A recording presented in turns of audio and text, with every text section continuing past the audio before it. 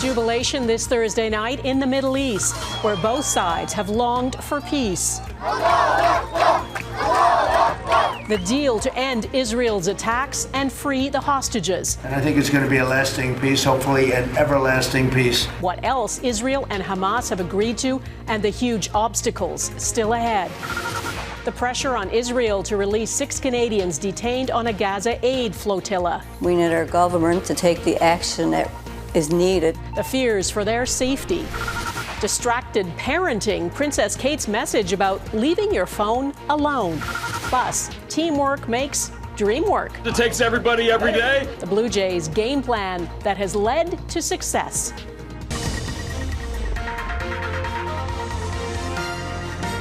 Global National with Donna Friesen. For 2 years and 2 days, both Palestinians and Israelis have longed for this moment. Israelis, haunted by the worst terrorist attack on their country, now rejoicing that the last of the hostages taken by Hamas and held in Gaza will be released. And in Gaza, flattened by the ferocious retribution of Israel's army that killed more than 67,000 Palestinians, joy that the incessant tanks and missiles will fall silent. Good evening, and thanks for joining us. The pressure on Israel was mounting from the hundreds of thousands around the world who rallied behind Palestinians to the accusations Israel has committed genocide. But it was pressure from the American president that led to this breakthrough. Today, Donald Trump did acknowledge mediators from other countries who he says worked tirelessly. So I want to express my tremendous gratitude to the leaders of Qatar, Egypt, and Turkey for helping us reach this incredible day. The whole world has come together for this. People that didn't get along, people that didn't like each other, neighboring countries that frankly didn't like each other, but now it's just this moment in time. The first phase includes the suspension of Israeli military operations. The army must withdraw to a line that will leave it in control of about 53% of Gaza. The release of 250 Palestinian prisoners in Israeli jails, plus 1,700 Gazans detained during the war, and a surge of humanitarian aid into Gaza. Tonight, Israel's cabinet met and ratified this first phase of the deal, but many contentious details have yet to be agreed upon. Jackson Proskow begins our reporting tonight. The hostages will come back. They're all coming back on Monday. The news was delivered by the American president directly to the families of Israeli hostages. Inside Gaza, Palestinians erupted in celebration that it might all be over soon. We reached a momentous breakthrough in the Middle East, something that people said was never going to be done. Intense pressure from Donald Trump brought the two sides to the table in Egypt, where Hamas agreed to the return of Israeli hostages, living and dead. Israel agreed to a ceasefire, the return of thousands of Palestinian prisoners, and will begin a partial withdrawal from the Gaza Strip.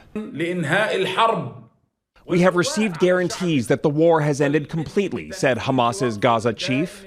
For all the hope, it's a fragile agreement, but it marks a remarkable turn in a 2-year-long conflict that began with an unprecedented attack on Israel and ended with tens of thousands of Palestinians dead and a sprawling humanitarian disaster.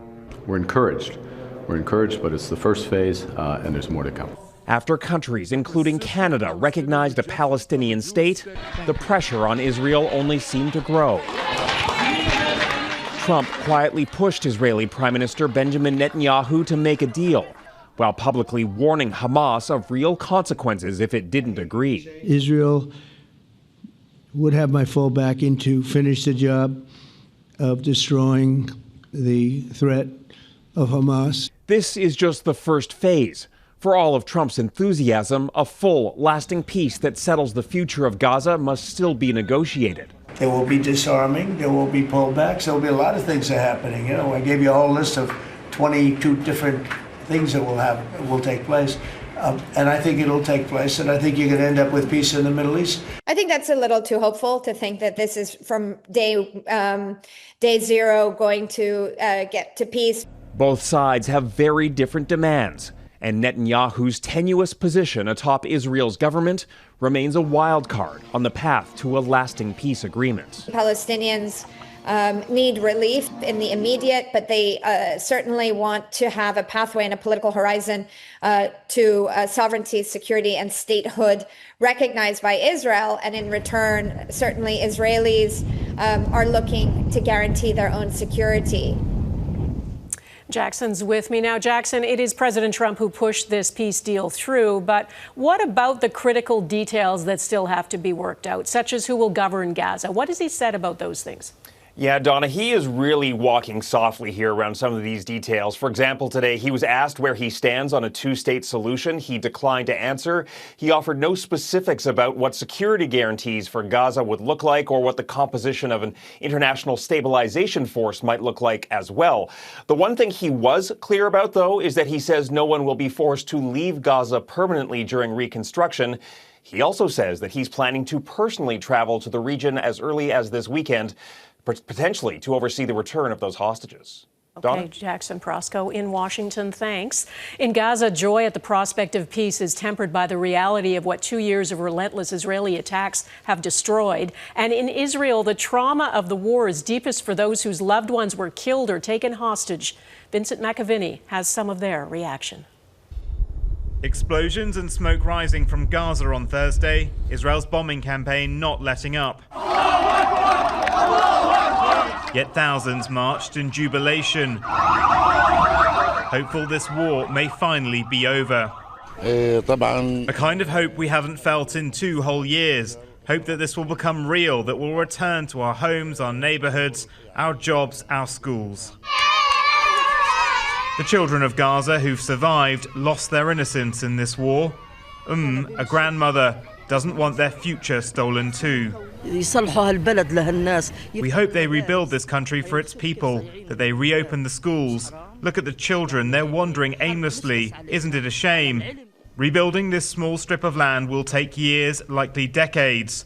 Recovering from the collective trauma will take generations. It was one of the worst experiences for Palestinians, and it has thrown us into an unknown future. Over the border in Tel Aviv's Hostages Square, where for 2 years Israelis have rallied to keep their loved ones in mind, the news those still held in Gaza would soon be returning was overwhelming. Inav Zangauka's son Matan is one of 20 hostages still alive. Thank you to the people of Israel, to the soldiers, thank you to President Trump, thank you to all who helped bring my son and the hostages back. As Israelis celebrated through the day, at this hospital they're preparing to receive the remaining hostages. Evyatar David is one of those about to embark on a long recovery. His father, Avishai, knows it will be challenging, but can't wait to hold his son again. For now it's only on paper, just signatures, nothing tangible yet. We want to see him, feel him, touch him. Only then will I know it's real, because everything can still change. Israel has begun removing its tanks from the Gaza border. Now both sides nervously wait to see their missing loved ones cross it. Vincent McAviney, Global News, London. The Secretary General of the United Nations is urging all sides to embrace what he calls this momentous opportunity, establish a political path forward to end the Israeli occupation and create a two-state solution. And he says the UN is prepared to immediately deliver aid to Gaza. Supplies are in place and our teams are on standby. We can scale up food, water, medical and shelter assistance at once. But to turn this ceasefire into real progress, we need more than the silencing of the guns.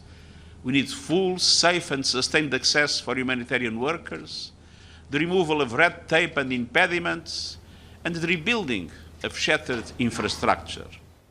The parents of a Canadian woman who was aboard a ship intercepted by the Israeli Navy while they were trying to deliver humanitarian aid to Gaza are worried about her. At least 5 other Canadians were also detained. As Heidi Petracek reports, they are just one thread in the wider impact the war has had on Canadians. This is a picture of Nikita and her father.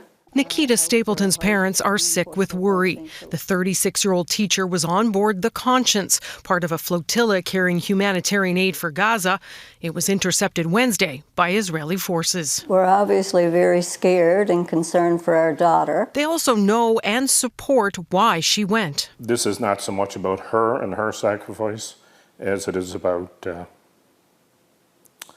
our fellow human beings. The federal government confirms 6 Canadians have been detained and says it's urging Israel to release them. If you are seeing this video, we've been attacked at sea. Stapleton, speaking in this video, left home a month ago, joined by fellow Newfoundlanders Sadie Meese and Devaney Ellis to shed light on the suffering. She's driven as a feminist and a woman to bring action. And the civilians of Israel or Palestine don't deserve their governments or their leaders acting in this way. It's a critical time when there are tenuous plans to bring peace. Canadians deeply affected by events over the past 2 years watching. I'm the mother of Alexandre Luc, one of the 8 Canadian victims of October 7th massacre. And my son was a hero. The 33-year-old died shielding others. His mother has some hope as long as the remaining hostages are immediately returned and the people of Palestine, she says, democratically elect a new government that is prepared to recognize and accept Israel as its neighbor. Then and only then can this even be a discussion. In the Halifax home of Tarek Adjour, news about the peace agreement is closely followed. First and most, it will stop the killing. His cousin, Asma Adjour, was killed by a tank shell in Gaza last year. The homes of other relatives, rubble. He, too, is cautious. Honor the peace deal and keep the pressure on Netanyahu and his government. This should not be happening in 2025. The Stapletons among all those waiting and worrying with so much at stake. Heidi Petracek, Global News, Halifax. The federal government is pushing ahead with a plan to counter U.S. tariffs. The industry minister, Melanie Joly, has announced a 3-point strategy she says will help bolster Canada's economy. It includes new employment opportunities and global investment. Mackenzie Gray explains what's planned and how the government intends to implement it. The Liberals' plan to counter Trump's tariffs boiled down to 3 key words. First, we will protect. Second, we will create. And third, we will attract. Industry Minister Melanie Joly reiterating the Liberals' suite of measures to try and Trump-proof the Canadian economy. Credit lines and business loans, a Buy Canadian mandate from Ottawa, and billions earmarked to keep struggling companies alive. A Made in Canada protectionism plan. Being lazy or doing things as we've been doing and being over-dependent on the U.S. is one of the biggest challenges we have. That dependency runs deep. Over 75% of Canadian goods are exported to the U.S. annually, and Prime Minister Mark Carney mused to President Donald Trump about more oil going south. With a source telling Global News, Carney discussed restarting the Keystone XL pipeline in the Oval Office. We are working with the private sector. We are working with the province of Alberta. We are working with the Americans to unlock great Canadian energy. Grow the economy. The Conservative leader wants just not Keystone, but also an oil pipeline to the BC coast. We need to build pipelines south, east, west, maybe even north. A new Angus Reid poll shows a BC oil pipeline has majority support nationally and in British Columbia. But in order for one to be built, the provincial NDP government, who's against the idea, would need to be brought on side. To build, you need support of the jurisdiction you build through, and you need the support of First Nations. While a potential oil pipeline draws political attention, the head of the Major Projects Office says there are 500 other projects waiting to be reviewed. Right now, we're assessing this month 9 additional projects. No private company has said publicly that they're willing to build or expand a pipeline, but the Alberta Premier has promised to deliver a proposal soon, Donna, with the Major Projects Office CEO saying they hope to make a decision 4 to 5 months after hearing from Danielle Smith. Okay, Mackenzie, thank you. The U.S. Justice Department has indicted yet another of President Trump's political opponents. New York Attorney General Letitia James is charged with bank fraud. She pursued a high-profile civil fraud suit against Trump in 2022. It ended with a $450 million penalty against him for overstating his net worth to try to deceive lenders. The evidence in today's indictment was presented by a prosecutor handpicked by President Trump. Trump is going after his adversaries. Former FBI Director James Comey was recently indicted for investigating Russia's alleged ties to Trump's 2016 campaign. Escalating strike action coming up, how BC's public workers are butting heads with the provincial government.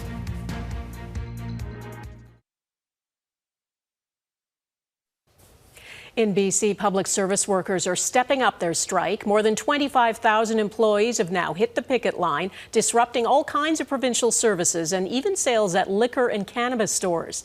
Neetu Garcha explains what's behind the impasse. This is about as much as the BC General Employees Union can escalate strike action. The union says it's up to the government to get back to the table. They're trying to give an offer which, frankly, our members have overwhelmingly rejected. Civil servants aren't going to allow the deficit to be balanced on their backs. The union president, Paul Finch, says more than 25,000 public service workers across 475 work sites are now on strike after negotiations stalled last week. There's a wide swath of critical services that public servants provide. And of course, we're only a few days into that full strike period, and so you're going to see that impact magnify.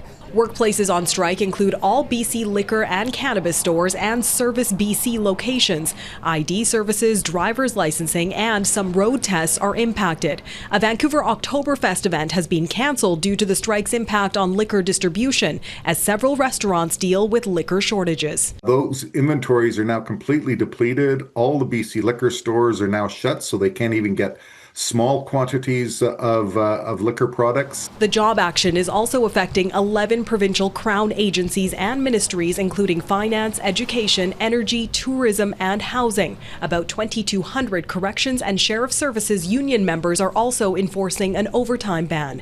The province insists its offer is fair. It's important to make sure that we keep them up with inflationary pressures. That's exactly what this offer does. It also provides additional funding for the lowest paid workers. This strike comes during a wave of labor disruptions across the country, including Alberta teachers and Canada Post employees, part of a growing national push for inflation-protected pay and better workplace conditions. Neetu Garcha, Global News, Burnaby, BC. Elections Newfoundland and Labrador says it will reimburse voters who have to pay couriers to send in their mail-in ballots for the provincial election. The deadline for out-of-province voters to return their completed mail-in ballots is Saturday, but the strike at Canada Post means people have to pay couriers. They're being asked to send in a photo of their receipt to get reimbursed. In-person voting happens at polling stations throughout Newfoundland and Labrador on Tuesday. Ahead, an epidemic of disconnection, the warning from the Princess of Wales to parents.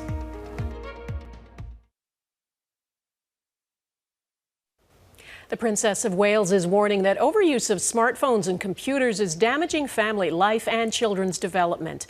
In an essay written in partnership with Harvard University, Princess Kate says digital devices meant to keep us connected are fueling an epidemic of disconnection and are preventing us from giving others the undivided attention relationships require. She says too often parents are physically present but mentally absent. She and her husband have not yet given their children cell phones. An acclaimed Hungarian writer is this year's winner of the Nobel Prize in Literature. Laszlo Krasznahorkai is best known for his somber and dystopian novels such as The Melancholy of Resistance and Shatan Tango. The Nobel Committee says in the midst of apocalyptic terror, his work reaffirms the power of art. I thought it said $75,000, which was awesome, and until I realized there were a few more zeros. Just a few more zeros. Kingston, Ontario's David Hatt won $75 million in the Lotto Max jackpot. It is the biggest lotto win in Ontario history and the second largest in Canada. The married father of two says he plans to buy his dream home, travel, and give back to the Kingston community with his winnings. Next, man up. Ahead, how the Blue Jays rode one of baseball's deepest rosters to victory against the Yankees.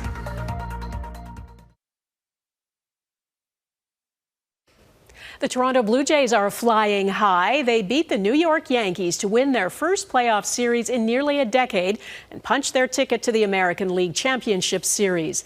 As Eric Sorensen explains, the Jays got it done last night in the same way they have been winning all year long, with a full team effort. The big stars like Vladimir Guerrero Jr. got things going, but as always, unsung heroes stepped up too. Players like Clement and Jimenez scoring on a hit by Lucas. Not exactly baseball luminaries.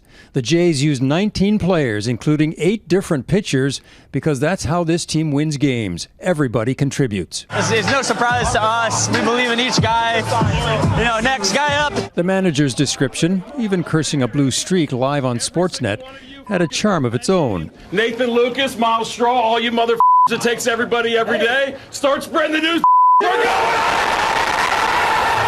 This team is all for one and one for all, says John Schneider. It's an unbelievable cast of characters in there that can keep a group level-headed or get a group going if you need to. Of course, beating the big bad, big budget Yankees is extra sweet for an old nemesis like David Ortiz, hamming it up with Vladdy on Fox's broadcast. One more. The Yankees lose. The Yankees had to tip their caps to the team that is surprising the experts and the odds makers. They do a little everything. They put the ball in play, they get a bunch of hits, they run the base as well, they play good defense, and they pitched, so they played a pretty complete series. A complete team with a coast-to-coast fan base that is growing by the day. We have an entire country behind us that believe in us, and hopefully we can get the World Series back to Canada. Fans like Kieran Kelly with his brand new jersey can't help liking this team. They're clearly motivated to fight for each other, to fight for the city. It really feels like they're electrifying the whole town. These Blue Jays, this new generation is family. So the Blue Jays are the first team to advance to the Final Four. They will play for the American League pennant starting on Sunday with home field advantage here in Toronto. Now, the American League winner and the National League winner will meet in the World Series in just over 2 weeks. But let's not get ahead of ourselves. Eric Sorensen, Global News, Toronto. Let's not. That is Global National for this Thursday. I'm Donna Friesen. Tonight's Your Canada showcases Fort Saskatchewan, Alberta, Shoal Lake, Manitoba, and Heart's Content, Newfoundland and Labrador. Thanks for watching. Neetu Garcha will be at the anchor desk tomorrow, and I will see you again next week. Bye-bye.